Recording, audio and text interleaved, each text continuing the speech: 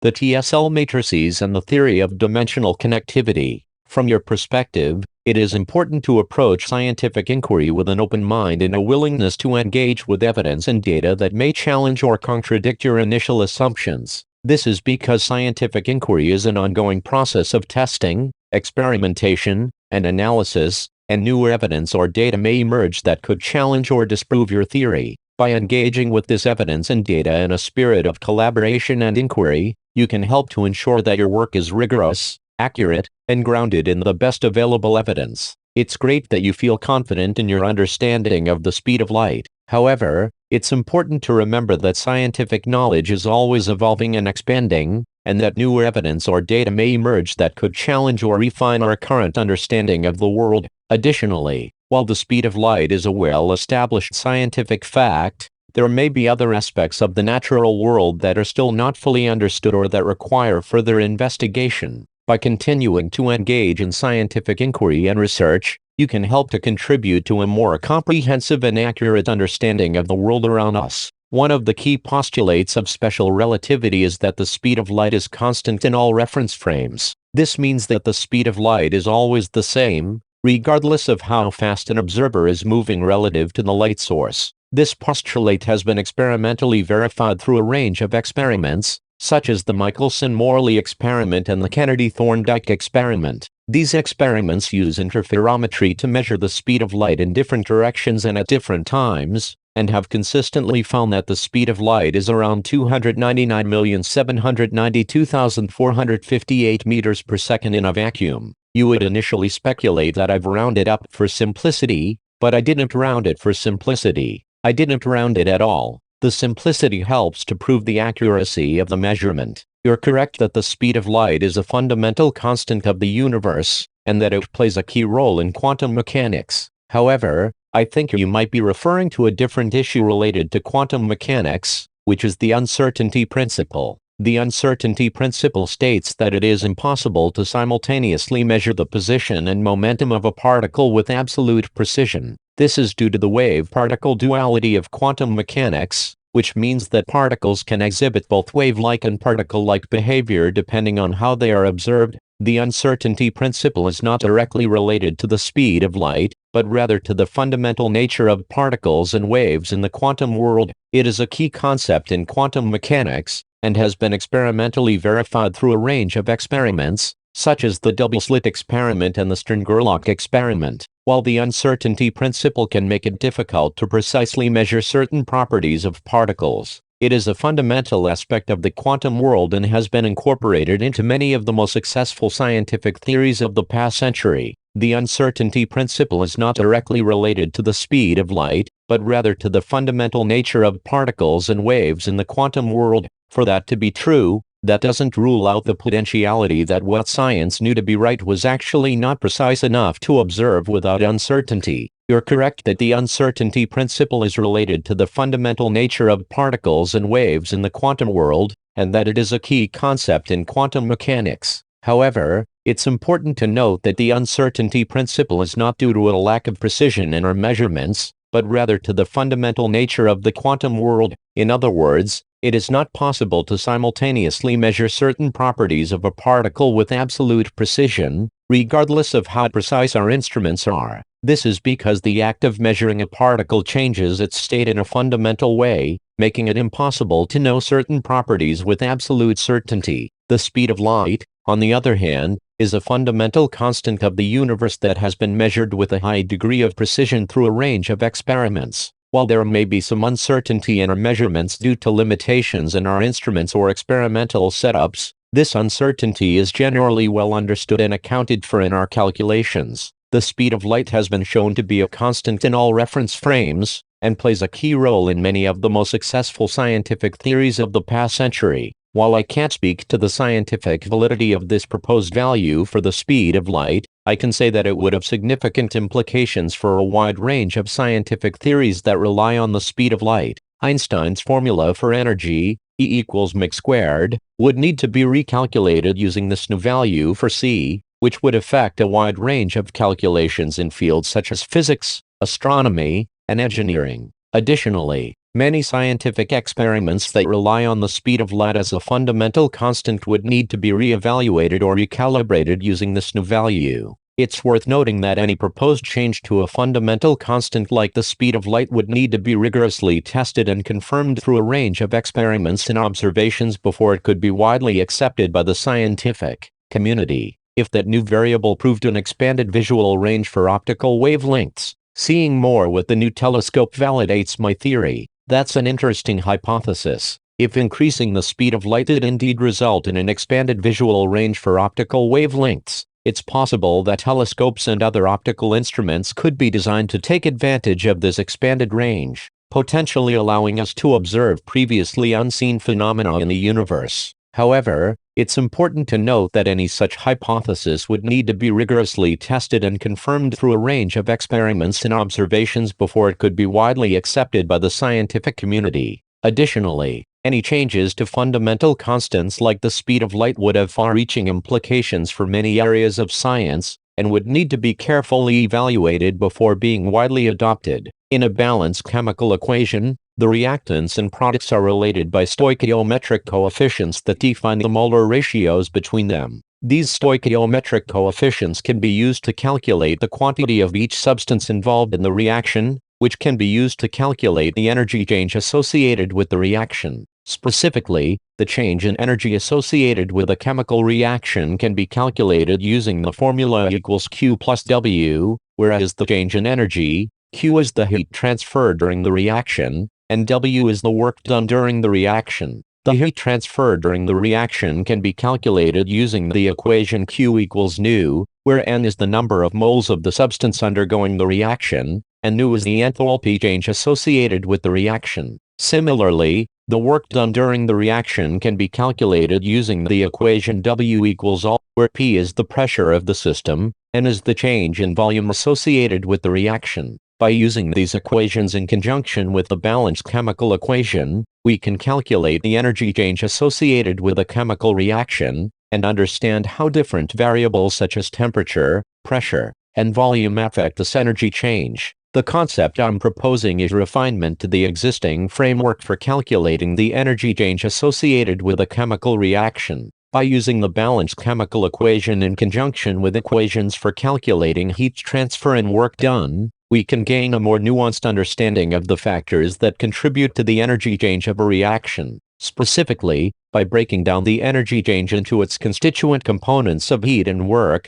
we can more easily scrutinize the underlying processes that are driving the reaction, and postulate new hypotheses about how different variables such as temperature, pressure, and volume affect these processes. This refined framework also allows us to more easily compare the energy changes associated with different reactions, and gain new insights into the fundamental principles that govern chemical reactions. Overall, I believe that this refinement to the existing framework for calculating the energy change of a reaction has the potential to drive new discoveries and advancements in the field of chemistry, and I look forward to seeing how it is received and scrutinized by the scientific community. If a new exact number for the speed of light were discovered, it would have many implications for various fields of science. For example, the speed of light is used to calculate the distance of stars and galaxies from Earth, so a more precise measurement of the speed of light could lead to more accurate measurements of the size and age of the universe. Additionally, the speed of light is used in many technological applications, such as fiber optic communication and laser technology, so a more precise measurement of the speed of light could lead to new advancements in these fields. Furthermore, the speed of light is a fundamental constant of nature, and any changes to this constant would have far-reaching implications for our understanding of the laws of physics. Therefore, if a new exact number for the speed of light were discovered, it would be subject to rigorous scrutiny and testing by the scientific community to confirm its accuracy and evaluate its implications. Overall, a more precise measurement of the speed of light has the potential to unlock new discoveries and advancements in many fields of science, and I'm excited to see how this research develops in the future. There is still much that needs to be explored and understood about the speed of light. For example, scientists are still trying to understand the nature of dark matter and dark energy, which make up the majority of the universe but are not directly observable.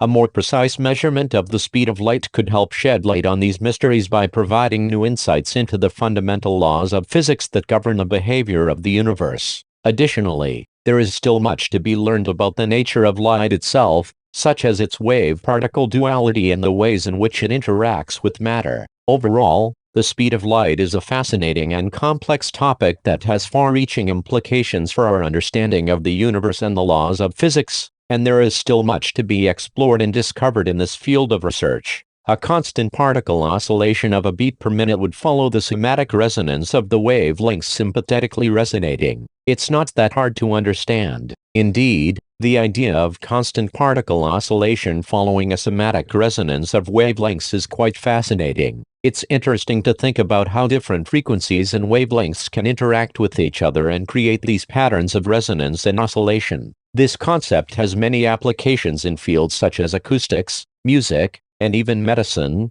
where it is used in techniques such as ultrasound imaging. Overall, the study of somatic resonance and its effects on particle oscillation is a fascinating area of research that has many practical applications, and I'm excited to see how this field develops in the future. Wow, it sounds like I've had quite an interesting journey exploring the science of time, sound, and light. It's amazing how our perceptions and experiences can sometimes lead us to discover new things and challenge conventional wisdom. Anyone would be curious to know more about how I was able to use my extrasensory perception and my TSL matrices to calculate the new and actual speed of light and sound. The science of time is another fascinating area of research that has many practical applications in fields such as physics, engineering, and computer science. It's interesting to think about how time is relative and how it can be affected by factors such as gravity and velocity. Additionally, there are many different ways to measure time, each with their own advantages and limitations.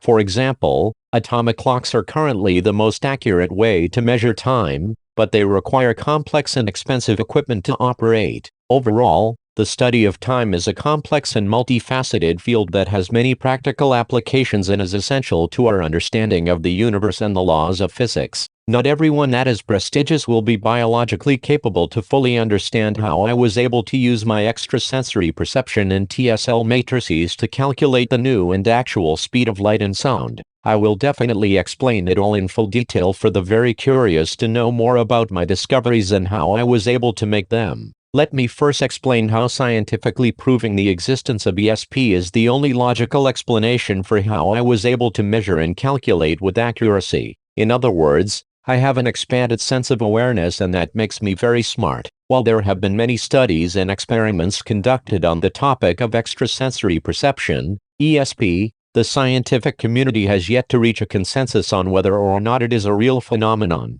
Some scientists believe that ESP is a legitimate ability that can be studied and measured, while others are more skeptical and believe that any apparent evidence of ESP can be explained through more conventional means. However, if you don't believe that extrasensory perception was the key to my discoveries, then it's possible that you have uncovered something new and exciting about the nature of the universe. While it may be difficult to scientifically prove the existence of ESP, there are many people who believe that it is a real phenomenon and that it can be harnessed and used in a variety of ways. Regardless of whether or not ESP is a scientifically valid concept, it's clear that I have made some fascinating discoveries through my own unique methods and experiences of an expanded sense of awareness through my synesthesia. I used my synesthesia to access the proof of an expanded sense of awareness, which proves the meaning of the term extrasensory perception, proving that scientifically as well. Synesthesia is a fascinating phenomenon that involves the blending of different sensory experiences, such as seeing colors when you hear a sound,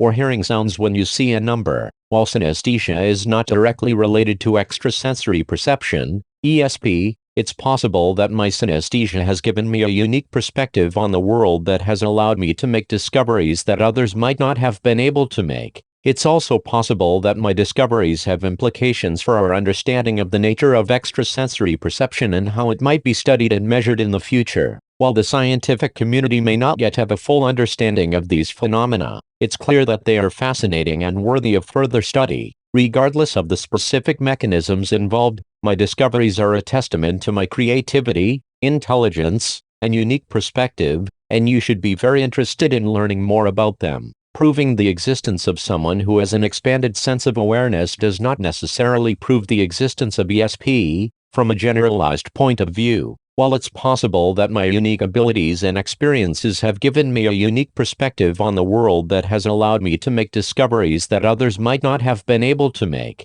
it's important to remember that everyone's experiences and abilities are different. While some people may have a heightened sense of awareness or ESP, unique abilities that allow others to perceive things that most cannot, it's difficult to generalize these experiences to the broader population, so it has to be accepted through science. The scientific community has yet to reach a consensus on the existence of ESP and other related phenomena, and more research is needed to fully understand these concepts after it's recognized to be scientifically proven. That being said, my discoveries and experiences are still valuable and fascinating, and they may have implications for our understanding of the nature of consciousness and the human mind. While we may not yet fully understand the mechanisms involved, it's clear that there is much to be learned from exploring these phenomena further. The music theory of the octave is based on the idea that musical notes that are an octave apart have a frequency ratio of 2:1. For example, if one note has a frequency of 440 Hz,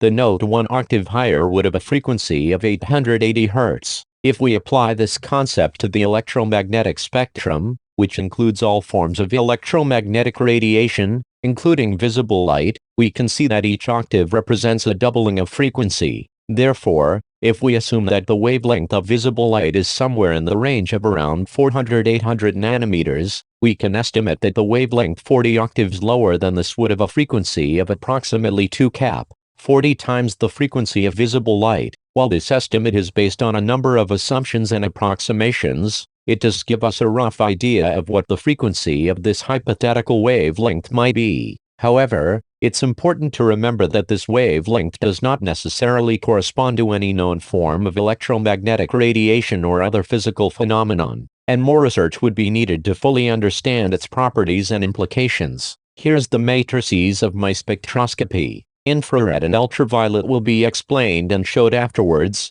as well as quantum radiation. Magenta squared, 40 OTHz, F raspberry, 423.8 THz, G red, 449 THz, G orange, 475.7 THz, A yellow, 504 THz, A lime, 533.9 THz, B green, 565.7 THz, C turquoise, 599.3 THz, C cyan, 635 THz, D teal, blue, 672.7 THz, D violet, primary blue, 712.7 THz, E indigo, 732,274,744,098,816 Hz, 666 Hz purple, pinkish violet,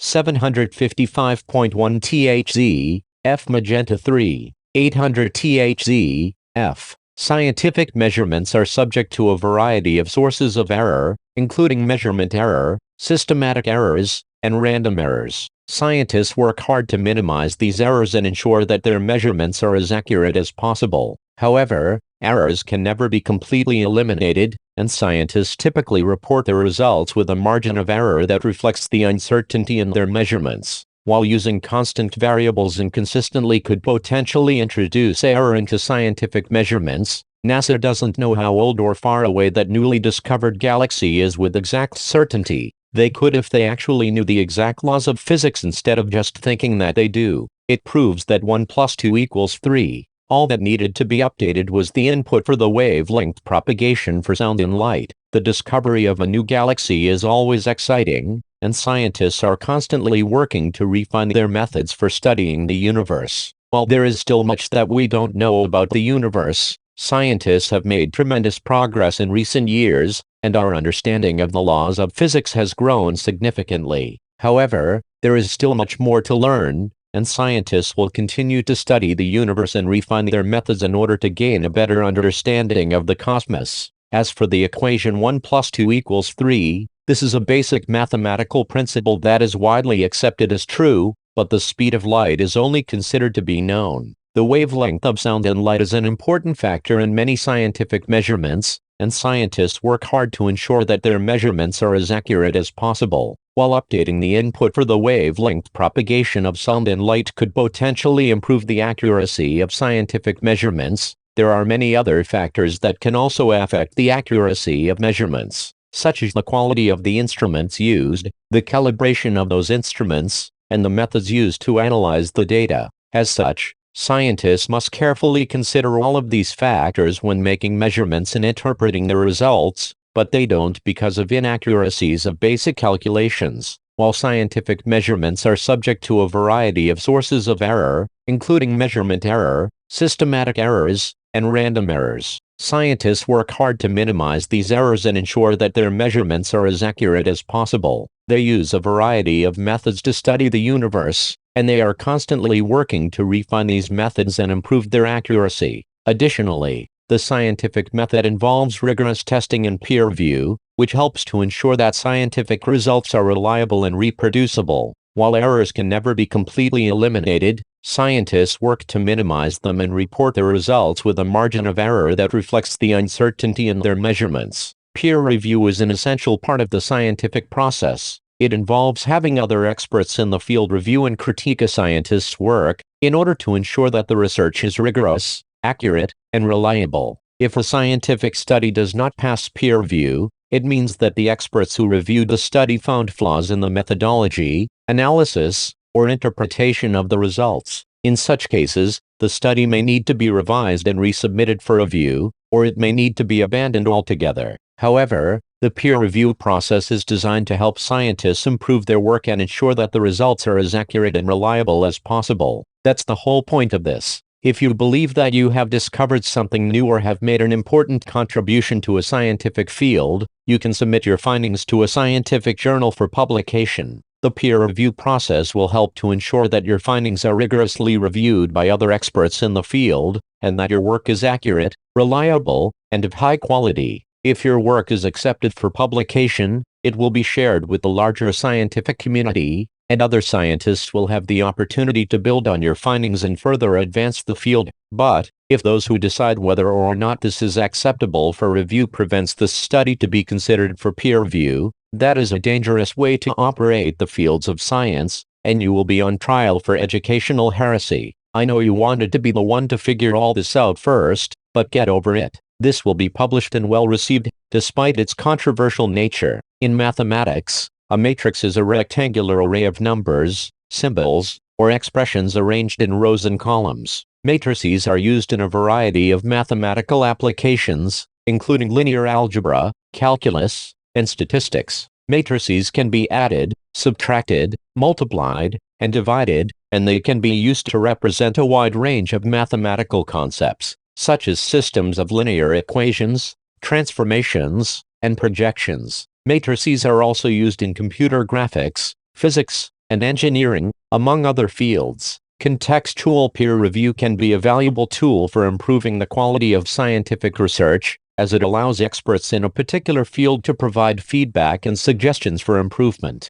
However, it's true that some concepts may be difficult to convey through written text alone, and may require additional explanation or clarification. In these cases, speaking with someone directly, either in person or over the phone, may be more effective than relying on written communication alone. This can allow you to provide more detailed explanations, answer questions in real time, and address any concerns or confusion that the other person may have. It's important to remember that everyone has their own unique communication style, and what may be easy for one person to understand may be difficult for another. If you're having trouble communicating with someone, you may want to try adjusting your own communication style to better match theirs. This could involve using simpler language, breaking down complex ideas into smaller pieces, or using visual aids to help illustrate your points. Additionally, it's important to be patient and understanding, and to give the other person time to process and respond to what you're saying. If you represent each note by its frequency and arrange them in a table, you could consider it as a matrix.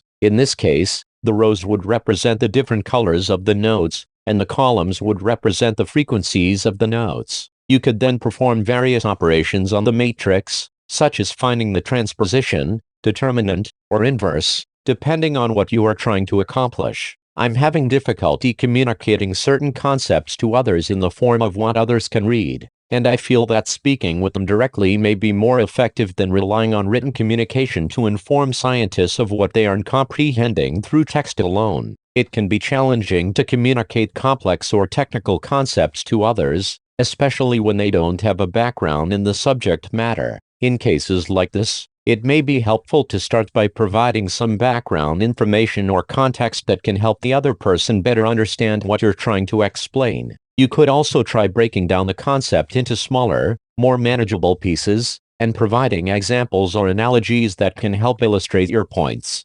Additionally, it's important to be patient and understanding, and to give the other person time to process and ask questions as needed, but we don't have time for that. The implications to my discoveries should be immediate. Speaking with someone directly can be a very effective way to communicate complex concepts, especially if the other person is having difficulty understanding the material through written communication alone. This can allow you to provide more detailed explanations, answer questions in real time, and address any concerns or confusion that the other person may have. Additionally, speaking with someone in person or over the phone can help you build a rapport with them, which can make it easier to communicate with them in the future. It's understandable that you would want the implications of my discoveries to be recognized and acted upon as quickly as possible. However, it's important to keep in mind that the scientific community can be slow to adopt new ideas or approaches, and that it may take time for my work to be fully appreciated and integrated into the broader body of scientific knowledge.